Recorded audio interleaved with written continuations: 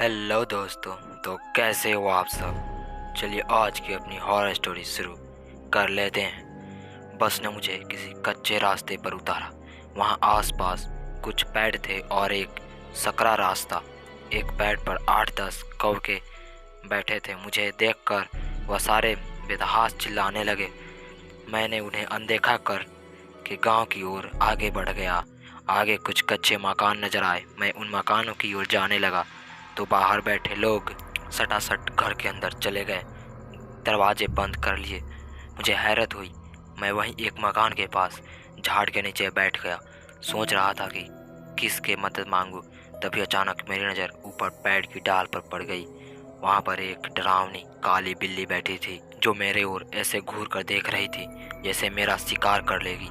मैंने उसे डरने की कोशिश की तो वह उल्टा मुझे ही घुर्रा कर डराने लगी। कुछ देर बाद मैं उसको अनदेखा कर दिया और फिर से वहीं बैठ गया।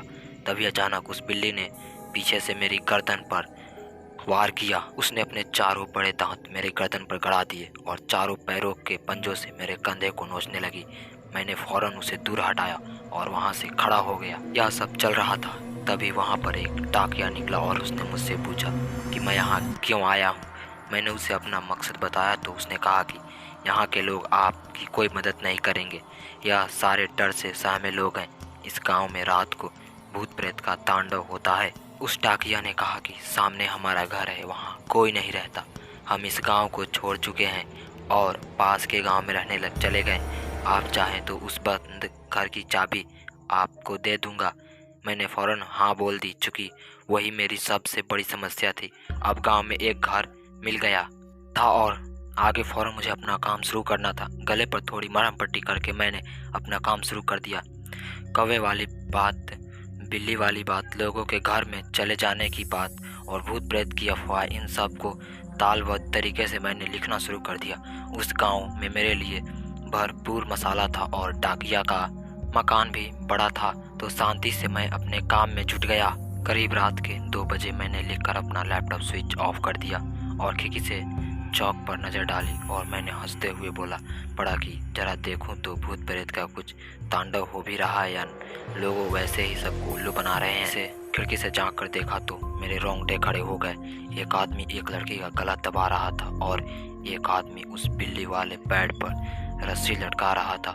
फिर उन्होंने उस लड़की को बालों से पकड़कर पेड़ के पास घसीटा और गले में रस्सी डाली। इतना देखकर मैं कोलाहल मचा दिया। मेरे हाथ में जो भी कुछ आया उसे लेकर मैं चिल्लाते हुए फौरन पेड़ की तरफ भागा।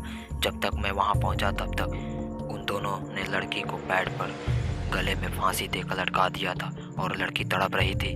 जैसे ही मैं पेड़ तक पहुंचा वहां कुछ भी नहीं था। वह दोनों दरिंदे और पेड़ पर लटकी हुई लड़की सब गायब थे। यह सब देखकर मेरे तो होश ही उड़ गए। गांव के सब लोग खिड़की से मेरी ओर देख तो रहे थे पर कोई बाहर नहीं आ रहा था। मैंने देखा कि पेड़ पर वह काली बिल्ली अभी भी मौजूद थी और मुझे ही घूर रही थी। मैं नज़र घुमाकर उस घर की ओर देखा जहां पर ठहरा हुआ था। मुझे उस घर में कोई टहलता नजर आया। मेरा तो दिल ही बैठ गया। फिर मैं उसी मकान की छत की ओर नजर डाला तो मैंने देखा कि वहां दोनों दरिंदे और वह लड़की तीनों एक साथ उस डाकिया के मकान की छत पर खड़े थे। अब मेरी पूरी तरह से फट चुकी थी। मैं समझ चुका था कि गलत फंडे में टांग डाल दी है। मैं पूरी रात वहीं चौकी पर खड़ा रहा, चुकी उस पेड़ के ऊपर भी वह कमीनी मेरे खून की प्यासी बिल्ली बैठी थी और डाकिया के घर के अंदर पता नहीं कौन टहल रहा था। जैसे तैसे करके सुबह हो गई तो मैंने फौरन अपना सामान पैक कर डाला और ताला लेकर दरवाजे की ओर भागा। अभी मैं दरवाज़ा बंद करने ही वाला था कि मेरी नज़र दीवार पर पड़ी। वहाँ जो देखा उसे देखकर मेरी जबान हलक से नीचे उतर गई। उस दीवार पर उसी डाकिये की हार चढ़ी हुई फोटो थी जिसने मुझे रहने के लिए यह मकान दिया था और उस तस्वीर पर उसके जन्म और मरण की तारीख भी थी। वह डाकिया 20 साल पहले मर चुका था।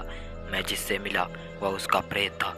अपना बैग हाथ में लिए ताला चाबी वहीं फेंक कर मैं दौड़कर उस गांव के बाहर भाग आया। पास के गांव पर चाय की दुकान वाले को उस गांव का राज पूछा तो उसने कहा कि पेड़ के पास दिखने वाली लड़की उसी डाकिये की बेटी है जिसे इसी गांव के सरपंच के 2 बेटे ने मारकर लटका दिया था और डाकिये ने अपनी बेटी की मौत का बदला लेते हुए सरपंच के दोनों बेटों को मार डाला था। फिर सरपंच के डर से खुद ही जहरीली दवाई खाकर आत्महत्या कर ली। तभी से उन चारों की आत्मा इस गांव में भटकती रहती है और तांडव मचाती रहती है।